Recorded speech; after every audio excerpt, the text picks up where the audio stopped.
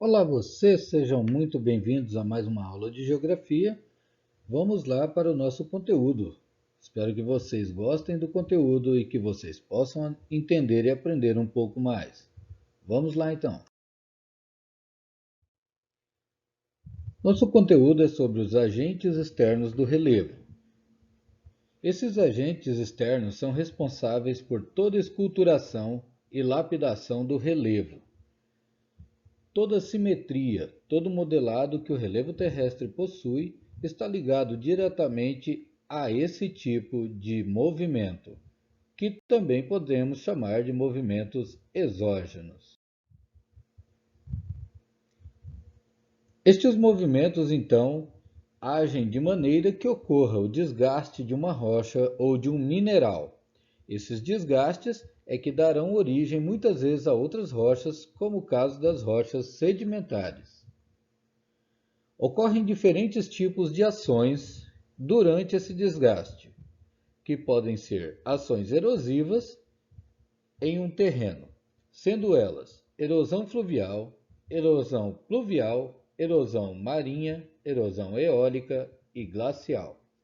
Toda erosão fluvial ocorre através da ação dos rios e dos movimentos de suas águas. À medida que os rios percorrem grandes trechos escavando o seu leito, ele está fazendo aí um processo de erosão fluvial, ou seja, ele está desgastando a rocha a qual ele está correndo.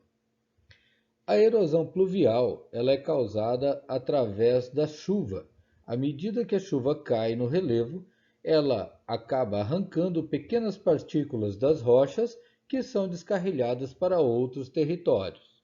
À medida que isso ocorre, nós temos a liberação de pequenos granulos que nós chamamos muitas vezes de areia, sílicas ou silts. A erosão marinha ela é causada através da movimentação das ondas e das marés.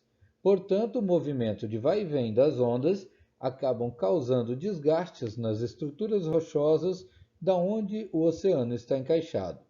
E todo aquele amontoado de areia que nós vemos nas praias nada mais são do que desgastes do nosso relevo. Erosão eólica. A erosão eólica é causada pela movimentação e a força do vento.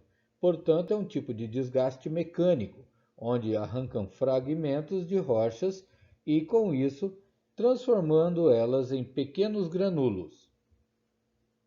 Podemos ver isso claramente em uma área de grande deserto, onde grandes dunas de areia são empurradas de um lado para o outro. Isso é um processo de erosão causada pelo vento. Erosão glacial. A erosão glacial é ocasionada pelo congelamento e descongelamento sobre a superfície terrestre. À medida que isso ocorre, vai ocasionando pequenos desgastes nas paredes rochosas de grandes montanhas e podendo ser descarrilhadas em pequenas, médias ou grandes fragmentos rochosos para o pé ou a base da montanha. Nesse caso, nós veremos mais à frente que quando um granulo rochoso ou um fragmento rochoso é extremamente grande, pode ser chamado aí de matacão, enquanto ele, sendo do formato de cascalhos, podem ser chamados de calhaus. O principal agente nesse caso, então, é o intemperismo, ou seja, o desgaste das rochas, podendo ser de três maneiras: químico, físico ou biológico. O intemperismo químico ocorre quando há a modificação química de uma rocha ou de um mineral. Quando a água atinge a superfície de um mineral ou rocha, devido à sua grande potencialidade de acidez, ela consegue alterar muitas vezes a estrutura química de uma rocha ou mineral, transformando-a em uma solução. Quando nós pegamos, por exemplo, e acrescentamos gesso Dentro da água, nós não temos mais gesso e água, e sim uma solução com gesso. Outro fato pode ser colocado quando pegamos água e misturamos ao sal. Deixamos de ter os dois elementos separados e passamos a ter uma solução chamada salmoura, que veremos mais detalhadamente. Toda classificação de intemperismo químico pode ser intemperismo químico por dissolução, intemperismo químico por oxidação, intemperismo químico por redução e intemperismo químico por acidificação. Veremos então como isso acontece. Nessa imagem, vemos uma formação típica do processo erosivo fluvial, quando ocorre aí a erosão causada por rios e lagoas em áreas de depressões ou planícies. Mas voltando ao fato dos intemperismos. O intemperismo químico por dissolução é aquele primeiro que nós comentamos, quando demos o exemplo do sal e da água. Por que está ocorrendo a dissolução? O processo que a água faz sobre o mineral de cloreto de sódio, que é o sal, acaba dissolvendo. E à medida que a água dissolve, devido ser ácida, ela acaba tornando o sal invisível. Ele está presente, porém não dá para vê-lo. Dessa maneira, não temos mais dois minerais, água e sal, mas sim uma solução composta chamada salmoura. Se queremos ver o sal novamente, devemos fazer com que a água evapore. Uma vez que a água evapore, o sal aparecerá novamente. O intemperismo por oxidação é uma outra forma de intemperismo químico. Nesse caso, a água reage sobre os óxidos de ferro e manganês, ou hidróxidos de ferro e alumínio. Dessa maneira, a reação da água juntamente com o oxigênio faz com que as rochas metálicas, ferrosas, dióxidos ou sulfetos ou hidróxidos ocorra um processo de laterização ou enferrujamento. A partir desse enferrujamento, chamada de laterita, nós temos aí uma coloração vermelho-amarelada ou amarelo-avermelhada. Isso é bem presente nas rochas basálticas, a pedra brita de construção, que é uma rocha vulcânica, que ao tomar contato com o oxigênio mais a água, acaba se enferrujando, formando o latosolo roxo ou terra vermelha. Intemperismo químico por redução. Como nós falamos, a água tem uma quantidade de acidez, ou seja, o seu pH é reduzido. Desta maneira, quando a água se torna muito ácida, ela acaba muitas vezes se tornando um ácido sulfúrico, quando ela se mistura ao enxofre. Desta maneira, acaba ocorrendo a corrosão direta de toda a rocha metálica. Isso acontece comumente com as chamadas chuvas ácidas, quando o enxofre evapora juntamente com as gotículas de água e, ao se misturarem na atmosfera, se torna um ácido carbônico, que nós chamamos de gás sulfídrico. E essa reação, misturada à água, faz com que a água seja considerada um ácido sulfúrico. No caso de alguns locais, fendas de rochas, onde ocorre a liberação de gás sulfídrico, toda a rocha metálica em seu entorno acaba perdendo o seu volume estrutural. Portanto, chamamos aí de intemperismo químico por redução. O intemperismo físico por acidificação é totalmente a mistura, então, do enxofre com a água na chuva, o que torna essa água um ácido sulfúrico, diferente do exemplo anterior, que pode se tornar em um gás, chamado gás sulfídrico.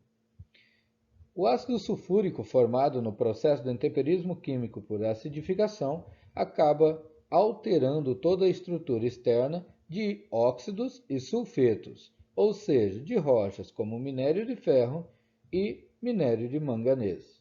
Isso acontece comumente na cidade de Cubatão, em São Paulo, onde diversas estátuas fundidas em ferro acabam tendo suas estruturas perfuradas ao longo do tempo devido às constantes chuvas ácidas. Veremos agora então o intemperismo físico.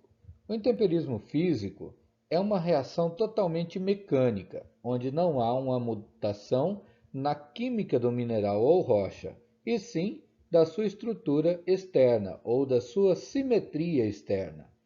É um desgaste causado por impacto ou por pressão, força. Portanto, arrancam-se partículas das rochas e minerais. Nessa imagem, vemos um exemplo dos intemperismos químicos anteriores vistos através do processo de oxidação, onde as cores vermelho e amarelo avermelhado, com um tom parecido com laranja, são relativos aos óxidos ferrosos, enquanto que a cor púrpura e violeta representam o minério de manganês e a mica representada pela coloração esverdeada.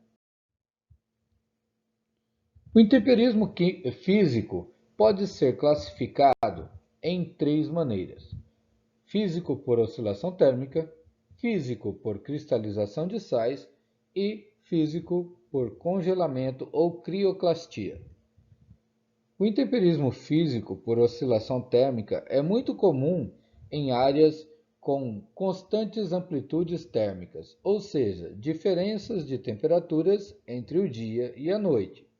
À medida que as rochas se esfriam, as moléculas se contraem. À medida que elas se esquentam, as moléculas se expandem. Esse fato de expandir e contrair acaba fraturando as rochas, liberando grandes fragmentos. Fragmentos grandes, chamados de matacões. Fragmentos medianos, chamados de calhaus. E fragmentos pequenos, chamados de seixos. O intemperismo físico por cristalização de sais são decorrentes normalmente em áreas áridas ou semiáridas, conhecidas como os desertos, onde o solo é muito salínico e a água, quando infiltrada, acaba carregando todos esses sais para a superfície do solo. À medida que a água evapora, o sal se expande para tomar forma do relevo, causando assim fraturamento do seu relevo ou do seu solo. É comum vermos nos solos do Nordeste grandes rachaduras no relevo. Isso significa que ali está havendo um intemperismo físico por cristalização de sais devido ao ressecamento e à perca da hidratação do solo. Intemperismo físico por congelamento, típico de áreas de montanhas elevadas ou áreas glaciares, onde uma fenda de uma rocha contendo água acaba se congelando devido à queda da temperatura, principalmente durante a noite. Quando ocorre o congelamento do corpo de água dentro da rocha, acaba se expandindo, provocando o fraturamento desta rocha. Isso ocorre porque, em áreas assim, ocorre o grau hipotérmico, ou seja, a cada 100 metros de altitude ocorre menos 1 grau de temperatura.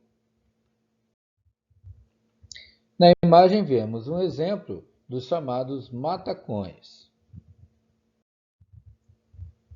O último tipo de intemperismo é o intemperismo biológico.